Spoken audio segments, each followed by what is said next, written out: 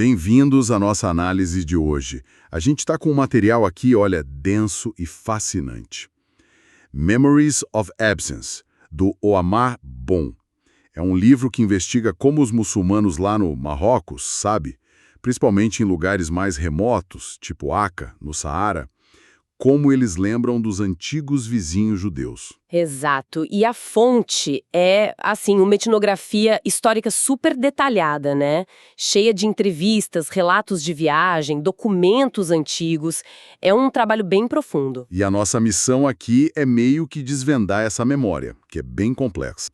A convivência, claro, a interdependência econômica, mas também, né, o impacto de coisas maiores, tipo o colonialismo, o sionismo, o conflito árabe-israelense, e como isso tudo foi mudando a percepção, sabe, de geração para geração. A questão central é essa: como o passado é lembrado, recontado, às vezes até reinventado hoje em dia. Então vamos começar a desembrulhar isso aí. Sem dúvida. E o interessante é justamente ver como essas histórias locais, né, do dia a dia, lá em Aca, por exemplo, elas estão totalmente, assim, entrelaçadas com essas forças globais imensas. Pois é. O resultado é um mosaico de memória, sabe? Às vezes é nostalgia pura, às vezes é tensão, mas é sempre muito revelador de como o passado continua vivo, né? De jeitos que a gente nem imagina. E o autor já começa jogando a gente numa cena lá em Aca que, nossa, já mostra essa confusão toda. Ele tá num hotel bem simples, sabe? Poeira, aquele calorão, a vista para as ruínas de Tandut. Consigo imaginar. Aí no café do hotel tá tocando uma música lá dos anos 70, Gil Gilala. Super politizada, falando da Palestina, sionistas destroem a mesquita, essas coisas. Sei qual é, música de protesto forte da época. Só que a maioria do pessoal lá parece que nem tá ligando, sabe? Só um senhor mais velho, desdentado, cantarolando baixinho. Já começa meio esquisito, né? Totalmente. Quer dizer, a música tem um peso político gigantesco, né? De solidariedade pan-árabe e tal. Mas a reação ali no local é quase de indiferença. Isso já é um sinal, né? De que a conexão entre a política lá de fora e a vida ali dentro não é tão direta assim. E a conversa que rola depois confirma isso na hora. O dono do hotel, um tal de Omar, começa a tirar sarro daquela mania de culpar os outros, sabe? Ah, a culpa é dos sionistas, dos franceses, dos americanos. Típico. Aí um cliente mais velho, chamado Hassan, brinca chamando o Omar de Sharon, tipo Ariel Sharon, falando que ele é o único judeu que sobrou em Aca. Ainda faz piada com o físico dele. Nossa, que pesado. É um humor bem ácido, né? Cheio de estereótipo, funciona quase como um código entre eles ali. Sim. E outro cliente mais jovem entra na onda, insinuando que o Omar ficou feliz quando mataram o Ahmad Yassin, líder do Hamas. Caramba! Isso mostra como essas figuras e esses conflitos, mesmo distantes, acabam entrando no dia a dia, né? Às vezes para expressar uma tensão real, às vezes só para provocar mesmo. E revela umas camadas de ressentimento, ou pelo menos um jeito bem peculiar de lidar com o assunto. E o dono do hotel não deixa barato, ele rebate. Lembra que os pais desse mesmo Hassan eram amigos, parceiros de negócios dos judeus. Mas agora ele põe a culpa em Israel pelo declínio da família. Que coisa, né? Muita reviravolta. E bem nessa hora, entra outra voz na conversa. Um senhor idoso ali. E o tom dele é completamente diferente, sabe? Uma nostalgia. Ele fala: quem dera os judeus ainda estivessem aqui. Aca era um centro religioso, econômico, tão vibrante. Esses jovens de hoje, eles não viram o que a gente tinha. Nossa, essa mudança de tom me pegou. Impactante mesmo. Porque ali, em poucos minutos, no mesmo café, a gente tem a nostalgia de um passado de convivência, Exato. lado a lado com o ressentimento, com a culpa, moldados por conflitos mais recentes. Fica muito claro que não existe uma memória só, né? São várias, competindo, coexistindo ali. Isso já prepara o terreno para a gente entender melhor a situação histórica dos judeus marroquinos. Certo. E como era isso? Qual era o status deles antes dessas mudanças todas que você falou? Olha, historicamente, eles eram considerados dhimmi, que significa povos do livro. tinham uma proteção, sabe? Essa proteção vinha ou do sultão, nas áreas que ele controlava, ou em áreas tribais como Raqqa, vinha dos chefes berberes locais. Entendi. Uma proteção condicionada, então. Exato. Em troca, eles pagavam imposto, a jizya, e aceitavam certas limitações sociais, profissionais. Eles compartilhavam muito da cultura local, a língua, os costumes, mas havia restrições. Muitos eram artesãos, comerciantes, mascates. E a comunidade se organizava internamente. Sim, sim. Internamente, a comunidade tinha sua própria organização, com os rabinos e as figuras ricas e importantes cuidando dos assuntos sociais, legais, religiosos deles. E aí, no século XIX, começam a chegar influências de fora. Isso, e são duas principais, que chegam quase ao mesmo tempo, que é bem curioso.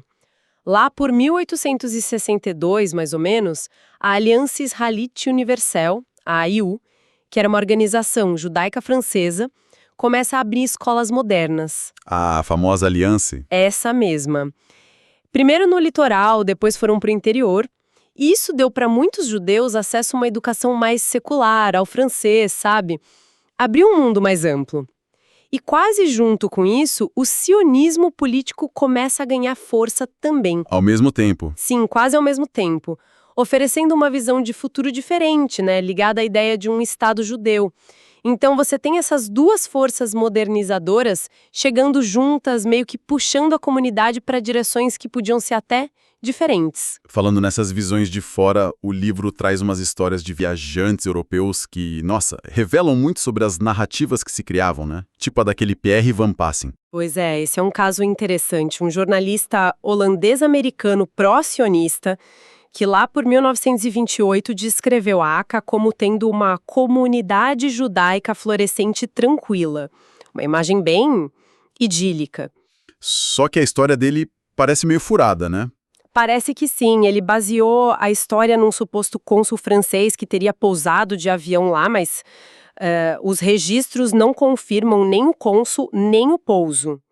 Mesmo assim, essa imagem, talvez exagerada, acabou influenciando o jeito como a Raqqa foi vista por muito tempo. Mostra o poder que uma narrativa externa tem, né? Mesmo quando é meio duvidosa. E contrastando com essa visão talvez meio fantasiosa, tem a visita real do Charles de Foucault, décadas antes, lá por 1882. E a história dele é ainda mais, nossa, complicada. Complicada é pouco, cheia de ironias. O Foucault, que depois virou uma figura religiosa católica super conhecida, viajou pelo Marrocos disfarçado de rabino da Palestina. Disfarçado de rabino, por quê? A ideia, que foi sugerida por um oficial francês, era que se passar por judeu seria mais seguro para ele viajar entre os muçulmanos. Uma visão bem estereotipada, claro, e colonialista pra caramba. E ele viajou com um guia judeu local, né? Um tal de Mardochai Abisserur, que era de Raqqa mesmo. Mas parece que o Foucault não tinha muito apreço nem pelo disfarce, nem pelas pessoas que estavam ajudando ele. Exatamente. Ele mesmo escreveu que achava o disfarce repugnante, mas usou, assim mesmo. E o pior, mesmo dependendo totalmente dos guias e anfitriões judeus, como Mardochai, os escritos dele depois, tipo o famoso Reconnaissance ao Marroco, meio que minimizam o papel dele, sabe? Ele omite agradecimentos e o texto reflete visões antissemitas. Que coisa! Infelizmente, era algo comum no exército francês da época, e a ironia suprema é que ele mesmo, enquanto estava disfarçado de rabino, foi alvo de zombaria antissemita por soldados franceses. Compararam ele a um macaco. Inacreditável. E a história desse guia, o Mardochai Abisserur, ele parece ter sido uma figura em tanto, pelo que você falou. Uma figura fascinante, realmente. Nascido em Raqqa, comerciante, e ele desafiou proibições antigas para conseguir se estabelecer em Timbuktu. Usou o conhecimento dele da lei islâmica para argumentar pelo direito dele. Que ousado. Muito. E depois ele virou agente para interesses franceses, foi treinado para coletar dados, usar instrumentos, até fotografia. Uma figura super complexa que navegava entre mundos diferentes, assim como Foucault. Os dois são celebrados pelos relatos que deixaram, mas também são questionados hoje por causa dessas ligações com o colonialismo, né? E o próprio autor do livro, o Aumar Pum, ele conta que sentiu na pele essa desconfiança quando foi pesquisar sobre os judeus. Chamaram ele de espião, de o judeu Abdelá. Parece que essa dinâmica de identidade, de suspeita ainda está muito presente. Persiste sim, com certeza. Mostra como pesquisar essa história ainda mexe com feridas abertas, sabe? Com certeza. Bom, saindo um pouco dessas narrativas de fora e voltando para a vida local, como era a interação do dia a dia entre judeus e muçulmanos fora do bairro judeu, do Melá? O mercado, o souk, parece que era central nisso, né? Absolutamente. O souk era o grande palco da convivência. O livro até cita um provérbio marroquino: um souk sem judeus é como pão sem sal. Lembra do senhor Ali lá no café? Lembro. Quando os judeus foram embora, o mercado perdeu seu sal. Exato. Os judeus eram peças-chave nas redes comerciais que ligavam o Saara com as cidades maiores, tipo Marrakech, Essaouira. E essa interação não era só negócio, né? Criava laços sociais também, amizades, parcerias. Mas como funcionava a questão da segurança, dos direitos, numa sociedade que tinha hierarquias bem claras? O livro fala de sincretismo legal. O que isso quer dizer na prática? Como funcionava isso? Olha, essa é uma das descobertas mais interessantes do autor, na minha opinião. Porque longe de serem só sujeitos passivos, sabe, submetidos à lei islâmica ou tribal, os judeus mostravam uma agilidade incrível em usar diferentes sistemas legais a favor deles. Isso é o tal do sincretismo legal. Ah, então eles manipulavam as leis? Não diria manipular, mas navegar. Eles conheciam e navegavam entre a Sharia, que é a lei islâmica, as leis costumeiras berberes, que eles chamam de urf ou izerf, a lei rabínica, que valia dentro da comunidade, e mais tarde, até as leis coloniais. Era quase como ter um canivete suíço jurídico, sabe? Boa analogia. Eles usavam a ferramenta certa, a jurisdição que fosse mais favorável para cada situação. Podia ser numa disputa comercial, para garantir segurança numa viagem como um mascate, ou para proteger uma propriedade. Isso desmonta um pouco aquela imagem de uma comunidade totalmente submissa, passiva, né? Completamente. Mostra agência, estratégia. Eles não só dependiam daquela proteção, a himaia, que vinha dos patronos muçulmanos, que era importante, claro, mas eles também usavam ativamente as regras do jogo que já existiam. Tem exemplos disso no livro? Sim, vários. O autor analisa documentos de disputas comerciais, vendas de terra, tem até um caso super interessante de uma hipoteca, um RAM, de direitos de água entre um muçulmano e um judeu. Mostra transações financeiras bem complexas e que eram mutuamente aceitas dentro do quadro legal islâmico, porque o RAM envolve risco compartilhado, então era permitido. Que interessante. E tem também aquele exemplo das cartas de cobrança, que mostra umas redes maiores. Isso. Cartas de um grande comerciante judeu lá de Essaouira, que era ligado ao sultão, cobrando uma dívida de um comerciante muçulmano lá em Aca. Ele apela para o irmão do devedor, que era o chefe local, e até ameaça levar o caso direto para o sultão. Uau! Isso ilustra como essas redes comerciais se estendiam para longe e como as relações de poder e a própria lei eram usadas nessas interações entre regiões diferentes. O ponto-chave é essa capacidade de navegar o sistema, sabe? Usar as regras a seu favor. Entendi. E dentro do Melhar, do bairro judeu, como era a vida ali? Era muito diferente? Era um mundo meio à parte, sim, governado pela lei judaica e pela autoridade dos rabinos. Um dos entrevistados até fala, dentro do Melhar, o judeu era rei. Forte essa frase. A sinagoga era o centro de tudo. Acas chegou a ter 3, hoje estão em ruínas. Os rabinos eram os professores, os juízes, dayan. Eram eles que faziam o abate ritual dos animais, shoei, guiavam a vida religiosa, os ritos de passagem como bar mitzvah, casamento, circuncisão. E tinha paralelos com a sociedade muçulmana da época? Tinha sim. Por exemplo, o domínio masculino na esfera religiosa e na educação era parecido. As mulheres ficavam mais responsáveis pela casa, pelos filhos, com acesso limitado aos textos sagrados. Casamento cedo também era comum, casamento entre primos e até poligamia acontecia. O livro menciona um caso entre judeus em Aca. E a educação tradicional judaica, como era? Antes da AIU? Era bem focada nos meninos. Eles aprendiam a ler, escrever hebraico, decoravam os textos religiosos na escola da sinagoga, que chamavam de Esclá. Os alunos que se destacavam podiam ir para centros maiores, tipo Marrakech, estudar para virar rabino. Era um sistema voltado para manter a tradição religiosa, né? E aí chega a IAU, a Alliance, com as escolas modernas. Que impacto isso teve lá no Melá? Isso foi um divisor de águas. No começo teve resistência, sim, especialmente em cidades maiores como Marrakech. Mas logo as escolas da IU ganharam muita popularidade, inclusive entre as meninas, o que era algo bem notável para a época. Interessante. Tem até um entrevistado muçulmano, o Hadi, que comenta como os judeus foram, no geral, mais receptivos a essa educação francesa do que muitos muçulmanos no início. E como eles conseguiram expandir essas escolas para o sul, para lugares como Aca? Figuras como Elias Harus foram essenciais. Ele mesmo tinha sido educado na IU. Ele foi para o sul, negociou com as comunidades locais, contratou professores, inclusive rabinos, para ensinar hebraico e muçulmanos para ensinar árabe, para adaptar o currículo. Então não era só francês? Não, eles foram inteligentes. O currículo tinha as matérias seculares francesas, claro, mas mantinha história bíblica e hebraico para não alienar a comunidade tradicional. E no interior, no Bled, as escolas muitas vezes eram mistas, diferente das cidades onde eram separadas por gênero. E o impacto disso tudo? Foi profundo. Começou a mudar as estruturas familiares, sabe? E claro, começou a desafiar a autoridade exclusiva dos rabinos tradicionais na área da educação. Foi uma transformação grande. E essa modernização toda, junto com outros fatores que a gente já falou, acabou levando à imigração em massa no século XX, né? Quais foram os principais gatilhos para essa saída? Olha, foi uma combinação de coisas. As notícias da Segunda Guerra Mundial e do Holocausto, por exemplo, mesmo chegando de forma meio distorcida, chegaram até em lugares remotos. O livro conta uma história sobre isso em Ticente. Isso gerou medo, ansiedade, mesmo que as políticas antijudaicas de Vichy não afetassem os judeus do interior da mesma forma que os das cidades.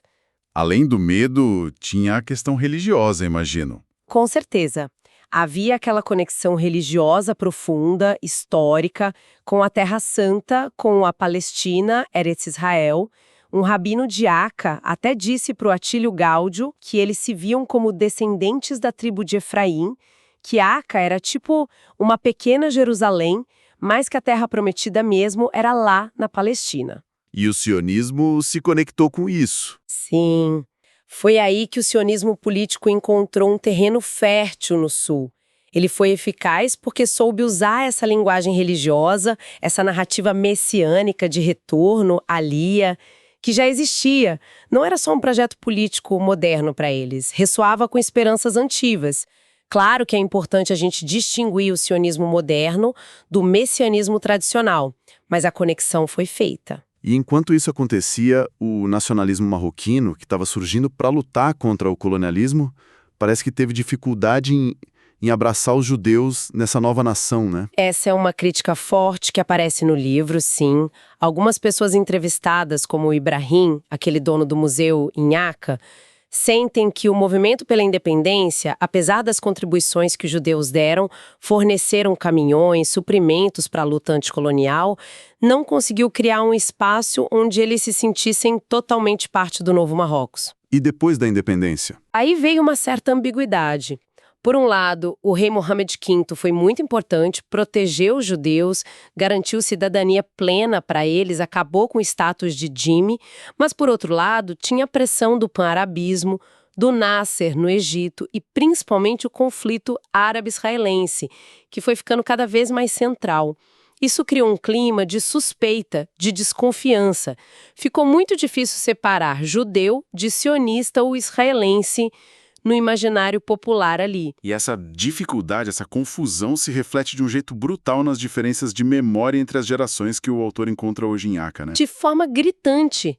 É impressionante. Os mais velhos, aqueles que conviveram diretamente com os judeus, frequentemente falam com muita nostalgia. Lembram das amizades, da parceria econômica, daquele sal que os judeus davam para o mercado, como disse o Ali. Pessoas como o próprio Ali, o Haj Muhammad, o Ismail. Mas aí você fala com os mais novos? Aí a história é completamente outra. Eles tiveram muito menos contato pessoal ou nenhum. A visão deles é moldada muito mais pela mídia, TV, hoje internet, pela política nacional e internacional e principalmente pelo conflito israelo-palestino visto à distância. E como isso aparece na fala deles? O livro descreve muito o uso de humor ácido, aquelas piadas que a gente comentou, estereótipos negativos, às vezes até uma retórica antissemita que parece importada, sabe? Influência de figuras como Amit Rami, Abdesalam Yassin, circulação dos protocolos dos sábios de Sião. Há uma tendência muito forte de misturar judeus marroquinos com israelenses e com as políticas do Estado de Israel, sem nenhuma nuance. Figuras como o jovem Kadur ou o estudante Said, que o autor entrevista, representam bem essa visão mais politizada e, por vezes, bem hostil. Isso chega até nos debates na universidade, pelo que o livro indica. Chega sim. De um lado, você tem estudantes mais ligados a movimentos islamistas, muito focados na causa palestina, vendo qualquer coisa relacionada a judeus através dessa lente. Mas, de outro lado, tem os ativistas berberes, os Amazigh, que às vezes expressam visões bem diferentes. Diferentes como? Eles criticam o pan-arabismo por ter marginalizado tanto a cultura deles quanto a judaica, que eles veem como parte da identidade norte-africana não árabe. Então, às vezes, eles são até mais simpáticos a Israel ou aos judeus marroquinos nesse contexto de afirmação da identidade amazigh. É outra camada de complexidade. E a internet hoje em dia, como entra nisso? A internet amplifica tudo, né? É espaço para hacktivismo pró-palestino, mas também é onde surgem comunidades online onde judeus marroquinos de origem expressam sua identidade, sua nostalgia. E, claro, é onde circula muita informação, mas também muita desinformação sobre tudo isso. O dono do museu, o Ibrahim, usa uma expressão que me marcou, a MK, o olho de plástico. O que ele quer dizer com isso exatamente? É uma expressão forte, né? É a ideia da ignorância deliberada, de escolher não ver ou não falar sobre as partes mais incômodas ou complexas da história judaico-muçulmana. Ele critica uma tendência que ele vê na sociedade e talvez até no Estado marroquino de simplificar demais a narrativa. Simplificar como? Ignorando a complexidade da convivência, as nuances e também esquecendo a história de outros grupos que foram marginalizados, como os descendentes de escravos, por exemplo. Ele tenta fazer o oposto no museu pequeno dele lá em Acá, sabe? Incluir todo mundo na história local. Ele até contrasta isso com o que ele percebe como uma abordagem mais, talvez, higienizada, mais voltada para turistas, do Museu Judaico de Casablanca. Entendi. Então, pensando em tudo isso, qual é o legado hoje dessa ausência física dos judeus da maioria desses lugares e dessas memórias tão fragmentadas, tão diferentes entre si? Existem tentativas de, sei lá, resgatar aquela ideia de convivência? Existem sim.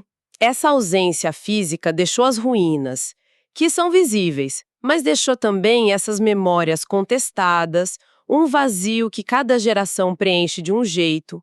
Há esforços para celebrar a convivência, aquela coexistência. Um exemplo são os festivais de música andaluza, como o de Essaouira, que é apoiado por gente importante, como o André Azoulay, que é conselheiro do rei.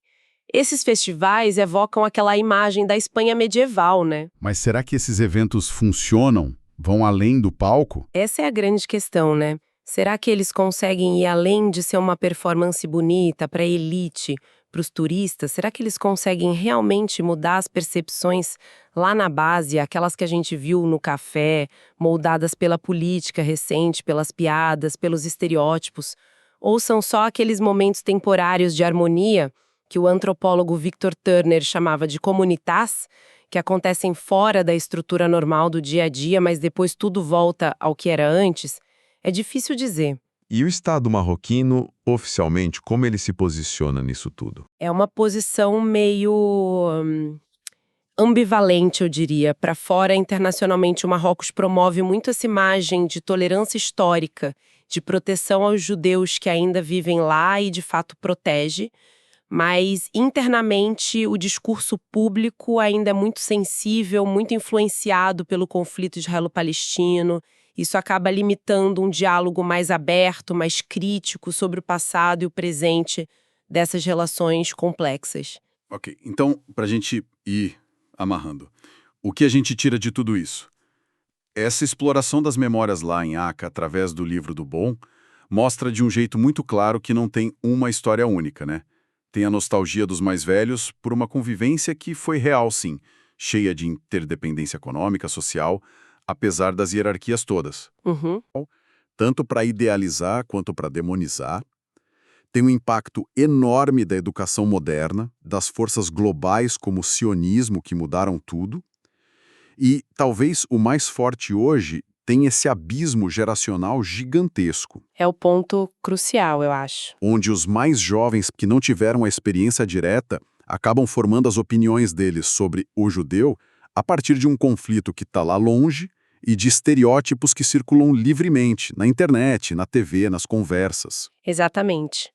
A ausência do título do livro não é só a ausência física das pessoas, é também uma ausência de entendimento mútuo entre as gerações e entre essas diferentes narrativas que coexistem hoje sobre esse passado que foi compartilhado e depois foi rompido. A interdependência virou tensão, a proximidade virou distância e a memória se fragmentou completamente. E isso deixa a gente com uma pergunta no ar para pensar mesmo. Diante dessa complexidade toda, a memória afetiva de uns, o trauma histórico de outros, a politização do presente, o esquecimento que às vezes é conveniente, como seria possível construir pontes? Não para querer recriar um passado idealizado que talvez nunca tenha existido exatamente daquele jeito, É impossível, né? mas para permitir que essas diferentes formas de lembrar e também de ser, porque as identidades são moldadas tanto pela vida local quanto por essas forças globais, pudessem conversar de um jeito mais honesto, sabe? Talvez mais produtivo hoje em dia. Como fazer esse diálogo acontecer? Fica aí a reflexão para quem nos ouve.